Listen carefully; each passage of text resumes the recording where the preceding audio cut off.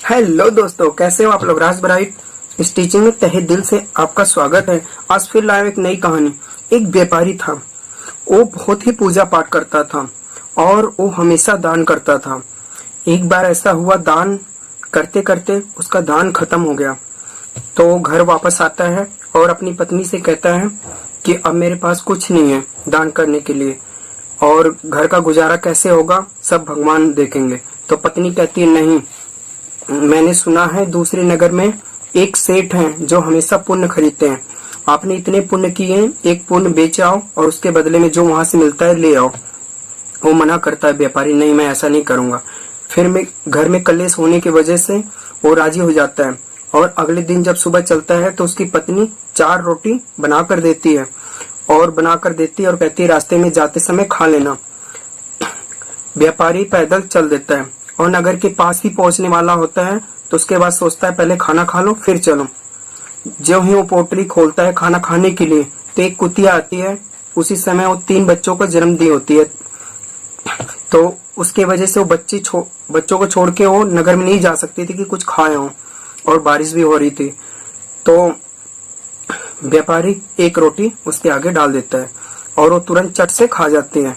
फिर भी उसकी भूख नहीं मिटती। फिर दूसरी रोटी खिलाता है, फिर भी भूख नहीं मिटती। फिर तीसरी, फिर चौथी डाल के पानी पी के ही सिर्फ चला जाता है।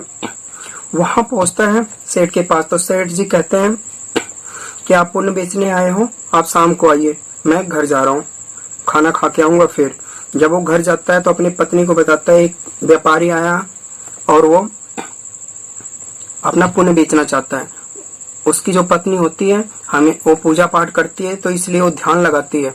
तो जब ध्यान लगाने के बाद उसे पता चलता है कि अभी अभी एक पुण्य का काम करके आया हो, तो वो कहता है सबसे बड़ा पुण्य उसने यही किया है, यही पुण्य खरीद लो। तो सेठ वापस आता है और कहता है जो तुमने अभी भंडारा दे के आए हो वही पुण्य मैं खरीदना चाहता हूँ। वो कहता है मेरे पास पैसे होते तो मैं भंडारा कहाँ देता। वो कहना है कि आपने जो कुतिया को खिलाया है मैं वही पुण्य लेना चाहता हूँ। व्यापारी राजी हो जाता है और कोई चारा नहीं होता उसके पास। वो कहता है ठीक है। तो सेठ कहता है मेरे पास 4 रोटी जो तुमने खिलाया उसी के बराबर मैं तुम्हें सोने हीरे ये सब देता हूँ। तो वो कहता है चलो ठीक है। तो एक साइड जब परला होता है, एक साइड रखता है रोटियां और एक साइड पोटली में हीरे जौहरात। तो एक पोटली रखता है, 2 पोटली रखता है, 3 पोटली रखता जाता है, रोटी हिलती भी नहीं है। तो जब कांटा नहीं हिलता तो उसके बाद वो तुरंत ही कहता है कि मैं ये पुण्य नहीं बेचना चाहता और वापस चल देता है।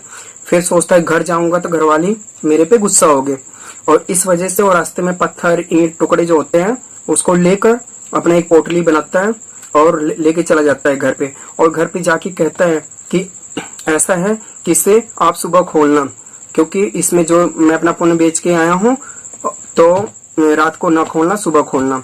तो वो सोचता है कि मैं रात को जाऊंगा आस पड़ोस गांव से कुछ अपना मांग के लाऊंगा और उसमें पोटली में रख दूंगा, उसको पता नहीं चलेगा और घर में कलेश नहीं होगा। मगर पत्नी चालाक होती है, वो रात ही चेक करती है और देखते ही चकित हो जाती है। उसमें सच में हीरे जौहरात मिलते हैं।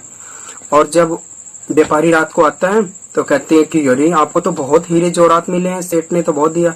वो सोचता है कि मेरे को ताना मार रही है लग रहा, और ताना मारने की वजह से वो कहता है, मगर उसकी चेहरे की चमक बता रही थी कुछ है। तो कहता है चल अच्छा दिखा कौन सा सोना और चांदी है। वो जाता है, देखता है हीरे जौहरात सब, देख के वो भी चकित हो जाता है। फिर वो बताता है सारी कहानी कि ऐसे ऐसे ऐसे हुआ है। तो उसकी पत्नी शर्मिंदा हो जाती है और उसे एहसास होता है कि मैंने गलत किया था। मेरी कहानी कैसे लगी आप मुझे कमेंट करके बता सकते हैं। आप मेरे चैनल को सब्सक्राइब कर दीजिए और मेरे वीडियो को लाइक कर दीजिए। Thank you so much. God bless you.